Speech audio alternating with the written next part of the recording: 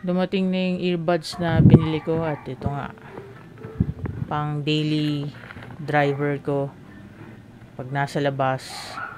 Ito yung pangharabas para hindi masira yung iba.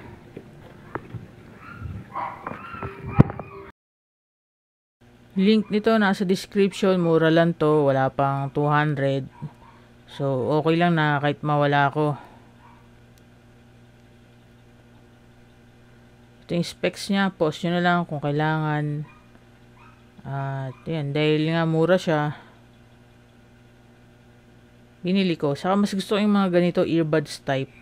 Yung favorite ko na earbuds, yung Uin PK2, tatype ko na lang dyan. Pero sira pa yung kable, hindi ko pa napapa-rewire. Kaya bumili ako nito. Tapos meron ako yung mumurahin yung VNE Monk. Kaso wala kasing mic yun. Kailangan ko may mic sakaling may tumawag sa akin. Kaya ito yung binili ko. Tapos may kasama na siyang foam. Tapos wala siyang kasamang parang sa VNE. Yung pouch niya yung magiging bag niya. Tapos may kasama siyang organizer na velcro.